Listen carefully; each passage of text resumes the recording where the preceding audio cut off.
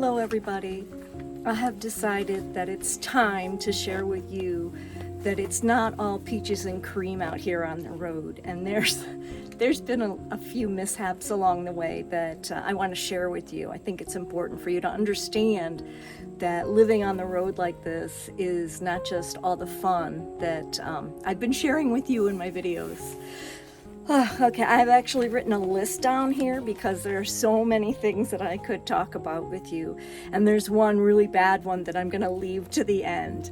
But let's get started. You know, I think one of the first things that I've been struggling with is the water connections. Water connections seem to be a problem for me. I mentioned this in one of my very first videos that I wasn't even filling the tank properly with water at a campground. So that was nothing compared to some of the problems I've had with water. You know, I have to sanitize my water tank periodically with bleach, and I have this tendency to spill the bleach all over myself and trying to do this. Doing the connections from, you know, multiple hoses. When I am filling or connecting to water or filling my tank, because there are two different ways to do it with the RV, I have multiple things that have to be connected. I have to have a pressure regulator from the source of the water to ensure that not too much pressure comes into my tank or into my system, because it could potentially damage it. Then I have to have connected to that a water filter to clean out and purify, sort of like if you had a Brita. It's something like that cleans out the water. Then I have my hose, and I have specific hoses that are for potable water, and then other hoses for other reasons that are not for clean purposes, like, you know, for cleaning out the sewer and so forth. So, and then of course, and then I've got a 90-degree elbow connector that comes into my RV, the Jackalope. And for whatever reason, I have this tendency of not getting the threading right. It just takes like way longer than it should, and it's getting better, but that's one of the problems I've been having for quite some time. Another one is simply getting around. You know, I have my e-bike, and so I can get to a few places once I'm set up camping on my e-bike. But then if I need to go somewhere further away, I have to pack everything up. I have to put my slide in, put my bed away, put everything away, disconnect my electric, my water, my sewer, whatever I happen to have connected. I have to pack up everything so it doesn't slide all over the place, and then I can drive off and then come back. So it takes quite a bit of time to do that. Sometimes I'm very fortunate that I'm with a friend who's got a car or a motorcycle, and they help me get around. But in general, you know, I'm kind of stuck to wherever I am set up.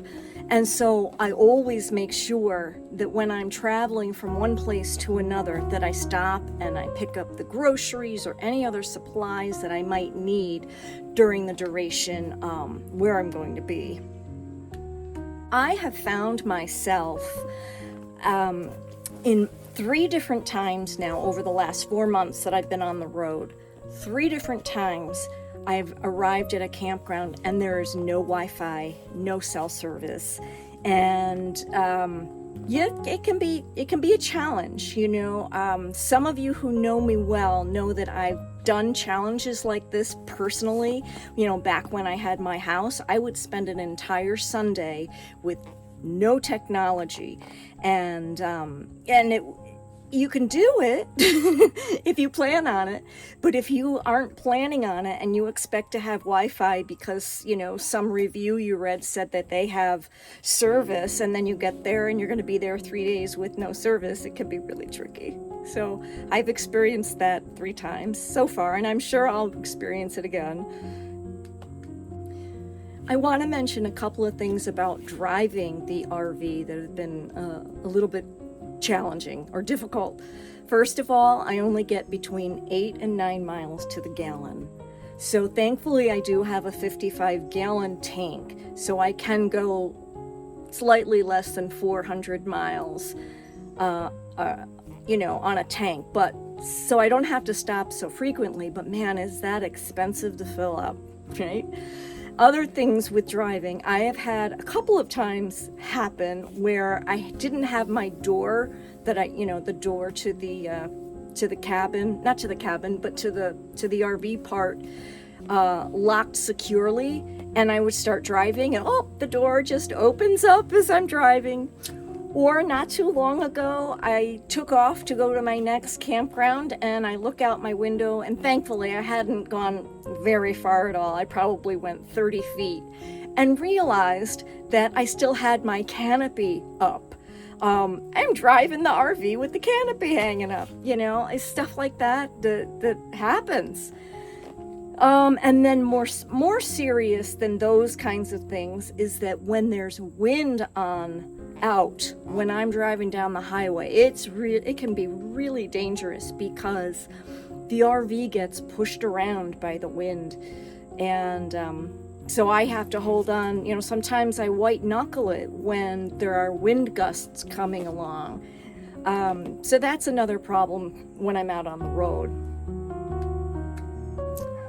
Now, people, the vast majority, in fact, everybody that I have met on the road has been great. I mean, everybody.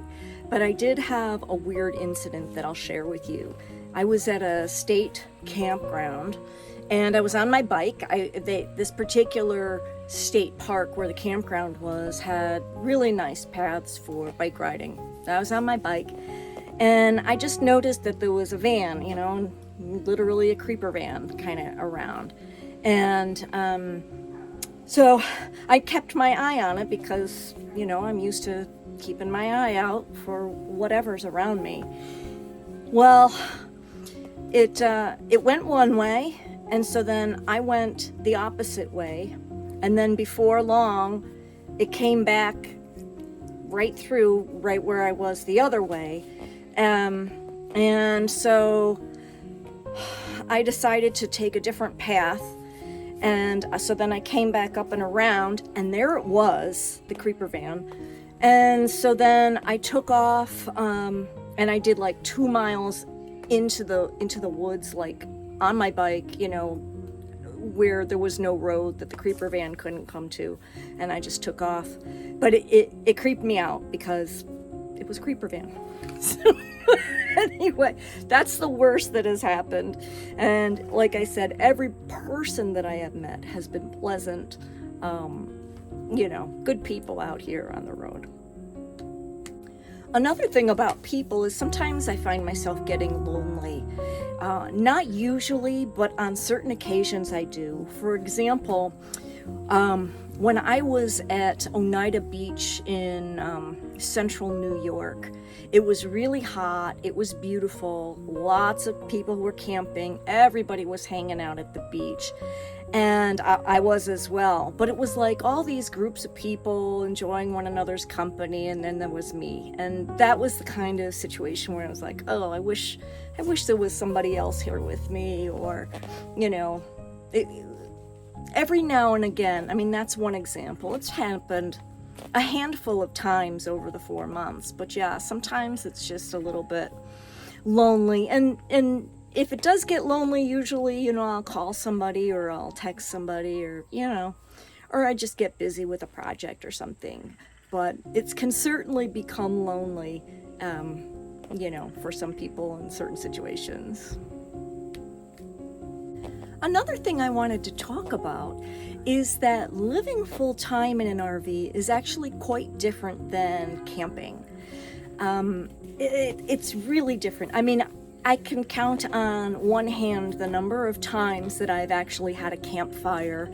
I'm actually living out here, so I've got bills to take care of. I've got to, clean, do all kinds of things that you typically don't do when you're camping, because when you're camping, you're out there to just have fun. And I'm certainly having a lot of fun, and if you've watched some of my videos, you've seen that. But a lot of my time is dedicated to, living and taking care of my RV and cooking regular meals, not just having, campfires and camp cooking and all that stuff.